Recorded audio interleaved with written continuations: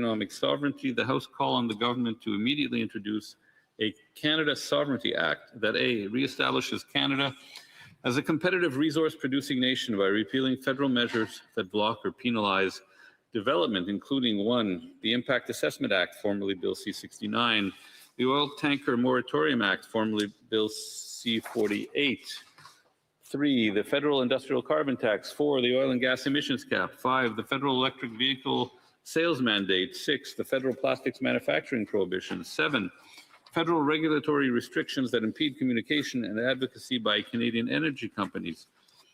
B, rewards provinces, businesses, and workers who build and invest in Canada by 1, introducing a Canada First reinvestment tax cut to spur domestic industrial activity. 2, providing free trade bonuses to provincial governments that remove internal trade barriers and fully open their markets to fellow Canadians. And C, protects Canadian innovation by requiring the Minister of Industry to present plans to Parliament to keep Canada's inventions, discoveries, and innovations from being sold off to other countries.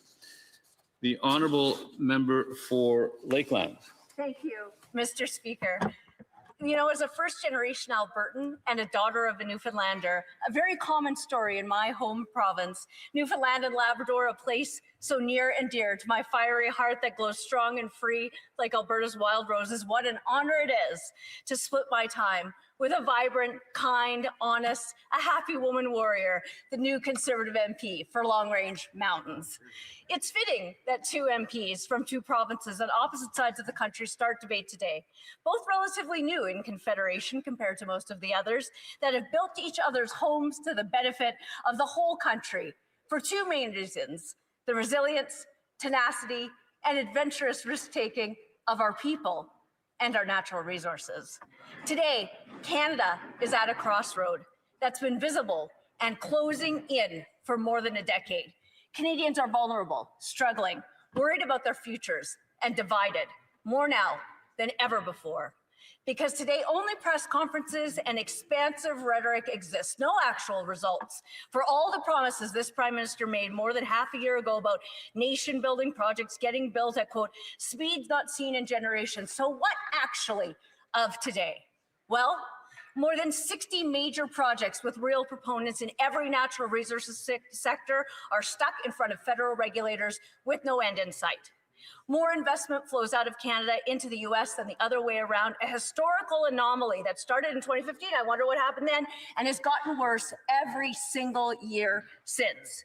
No pipeline to anywhere is being built now because the private sector won't attempt it alone, since these same Liberals outright vetoed and approved one a decade ago from Lakeland to the Pacific for export to Asia to reduce dependence on the US, supported by the majority of Indigenous communities, but the court said consultation had to be redone, just as the Liberals would have to do on TMX.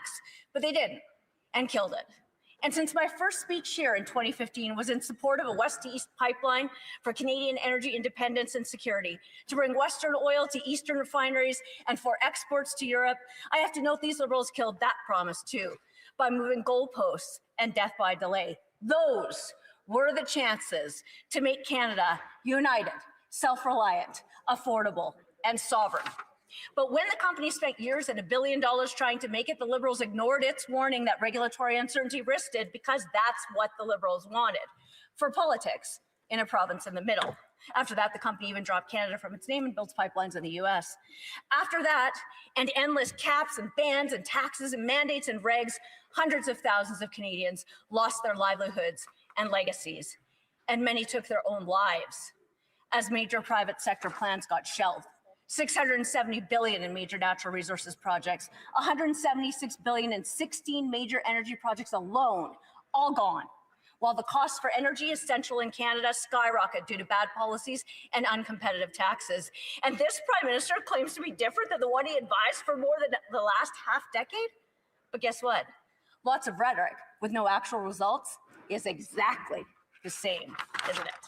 While the Liberals did all this to Canada, the US, Obama, by the way, it had just ramped up after, started crude oil exports outside of North America for the first time in 4 decades and vetoed KXL from Canada at the same time, while American and other money funded campaigns to stop Canadian energy projects.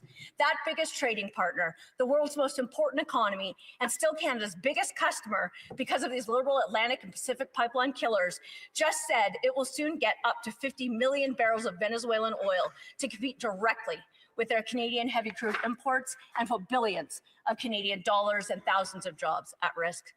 Meanwhile, our own Prime Minister is clearly cozy with the regime he himself said was Canada's biggest security threat, which is also exactly the position of the current President of the United States, but he's let them all in our backyard. Talk about letting all the foxes in the hen house. Yet these Liberals have the gall to spend millions of tax dollars on ads about Canada being an energy superpower. They hated that when Stephen Harper said it. And what do they now want from us? Well, support, help, accolades, cooperation, compliments. I'd say, okay, we'll take a bow if you can with your elbows up, I guess, but you only need look in the mirror for who is actually to blame for why Canadians now find themselves vulnerable to bullies everywhere instead of self-reliant, sovereign, united, and thriving, not just surviving like they are, as this country could and should have been today with all our blessings, our people, and our natural resources. And no matter the magical thinking one favors, here's the truth. Despite the Liberal decade of anti-resource and anti-private sector policies and taxes, in 2024, oil and gas still employed 500,000 Canadians. It's still Canada's largest private sector investor and top export, but almost all to the US. Natural resources is still by far the main driver to close the gap between the rich and poor and the biggest employer of Indigenous Canadians in the entire economy, from coast to coast to coast. But these Liberals' words differ from their actions, which show they still want to risk and break it all for their ideology. So it's our duty to oppose the government when necessary and to propose solutions to create private sector jobs, bigger paychecks, and cut costs for every Canadian. That's why today Conservatives bring forward the Canadian Sovereignty Act to legalize and turbocharge Canadian energy development and construction everywhere. The Act points out 7 anti-development laws for repeal and reform that kill projects and jobs in Canada. Bill C-69, the unconstitutional divisive law that makes it impossible to build and blocks major projects across Canada, which the Liberals admit with a workaround in C-5. Right now, the Liberals pick politically recommended projects behind closed doors and refuse to define the national interest or fix the actual laws for anyone else. Bill C-48, the shipping ban that blocks Canadian oil exports from the West Coast, while foreign dictator oil and U.S. oil tankers still pass through and on every other coast and canal. The federal industrial carbon tax that hikes the cost of everything Canadians buy across the supply chain and that the U.S., Canada's biggest competitor, does not have federally. The ban on gas and diesel vehicles that will hike prices up to $20,000 for consumers, expose retailers to criminal charges, and limit Canadians' freedom of choice, and which the U.S. doesn't impose on itself. The plastics ban that hurts responsibly produced Canadian manufacturing that the U.S. doesn't have, and that hikes the cost of groceries everywhere. And the Liberal energy censorship law that stops Canadian businesses from talking about their environmental track record and innovation unless it matches the government's talking points. Sounds a bit like that regime that Prime Minister waffles on, doesn't it? The Liberals also say they intend to make changes, but still haven't actually axed the oil and gas cap that is the only one of its kind in the world and will kill 54,000 Canadian jobs by 2032 and cut $21 billion from Canada's economy, and they know it. Who can afford this? But don't take my word.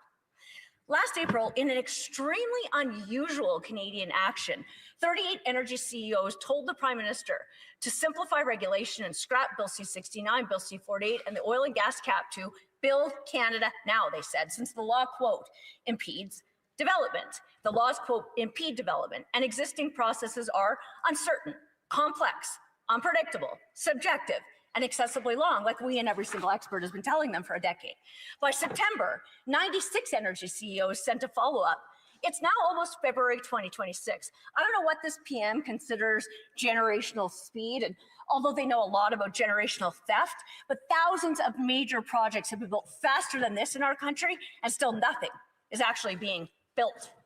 Right now, the U.S. Department of Energy's emergency permitting procedures can approve oil, gas, critical minerals, and uranium projects in as little as 28 days on federal lands.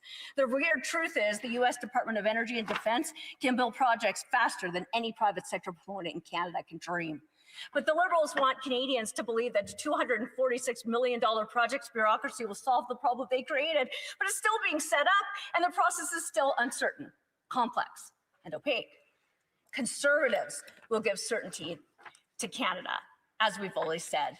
In addition to fixing the fundamentals, not ragging the puck with workarounds, we'll create a Canada First reinvestment tax cut that to end capital gains taxes on reinvestments in Canadian businesses and projects, a free trade bonus that rewards provinces for moving into provincial trade barriers, require the industry minister to table a comprehensive plan to prevent Canada's inventions, technologies, intellectual property, and strategic assets from being sold to foreign state-owned or state-influenced interests, and it safeguards Canadian ownership and control of critical technologies to ensure Canadian Canadian sovereignty. And after all those promises, nearly a year into the Prime Minister's term and 11 years into this government, Canadians do not need more grand speeches or photo ops. They need results. Conservatives want big projects to get built in Canada by the private sector, efficiently, safely, affordably, with the top standards, with Canadian materials for Canadians' public interests. And if they're truly serious about making Canada an energy superpower, they have to show it now. The stakes for our country are much too high to dither, debate, and delay anymore. Thank you, Madam Speaker.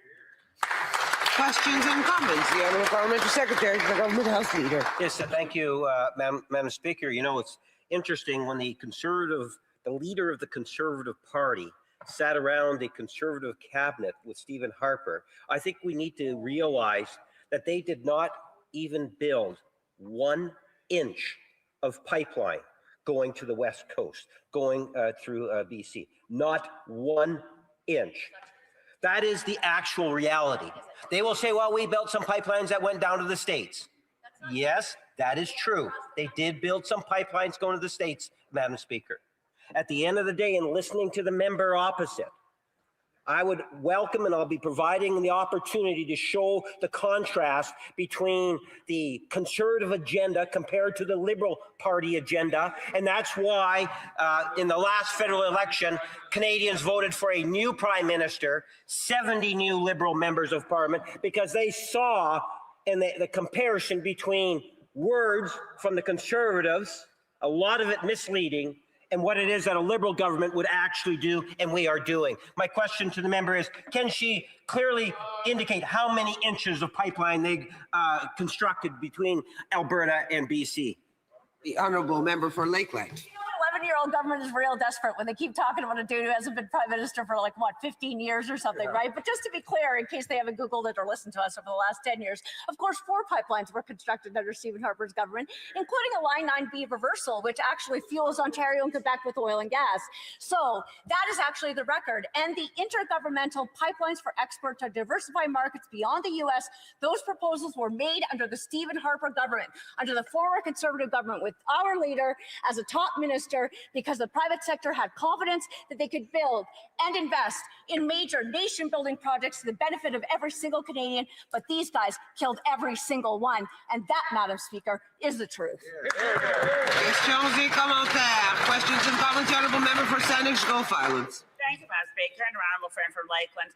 It's good to see her back in this place and well. And we were deeply concerned when she was in hospital during the time of the budget debate. Sorry, Madam Speaker, just had to be said. And I also want to say that while she will know that we agree on more things than others might imagine, on the offshore tanker issue, just to say that where U.S. and offshore foreign tankers pass by Canada's waters and British Columbian waters, they pass on the outside, because that's the direct route from Alaska to Washington State. They don't come in through the inside passages that are covered by C-48. And I wonder if we can agree that we should probably stick to the facts of the geography and the waters where tankers move and where they don't. Thank you, Madam Speaker. For Lakeland. Thank you to that member kind words and her warm wishes. And I know that we do have probably a bit of an unusual personal relationship. So her words mean more to me than people probably can imagine. And I hope that the people of Lakeland will continue to have confidence in me, despite the fact that I just said those words. But I agree with her. That we have to set the facts straight about C-48. And actually, this is a lesson in how effective the Liberals were to eat the NDP opposition whole. The NDP didn't actually do their job. Because in fact, C-48 did not give any teeth to the voluntary exclusions of the member references. It didn't actually do anything of the sort if one believes that marine tanker traffic is an irreparable and ecological harm to the marine environment. Because what C-48 actually did, which is why we know that it's only to block oil exports from Alberta, was ban the on and offloading of crude and persistent oils at ports in that region, and tankers of a certain capacity, a certain volume, and a certain weight, which would be the super tankers that would go to the direct, safest, deep water route to Asia that would have happened if the Liberals had redone Indigenous consultation on Northern Gateway, just like every single one of those Indigenous communities that had mutual benefits agreements on them wanted it. And he never consulted them. Another question. The honourable member for Swift Current, Grasslands, Kindersley. Thank you very much, Madam Speaker. And I just want to thank my colleague for her fantastic speech. And I just want to ask her, the government is looking for some quick, simple, easy wins. And the Sovereignty Act is obviously just that. There's so many great parts to it that would remove barriers that industry has been telling us for over a decade. We've been on the same committee together many times, and we've heard over and over and over again. So I'm wondering if my colleague would just like to maybe inform the government about what some of the conversations that have happened at committee from stakeholders about the need to pass something like the Sovereignty Act to try to kickstart development here in Canada. The honourable member for Lakeland in 10 seconds or less. Oh, thank you to that MP for Saskatchewan and near and dear friend to Alberta and Albertans.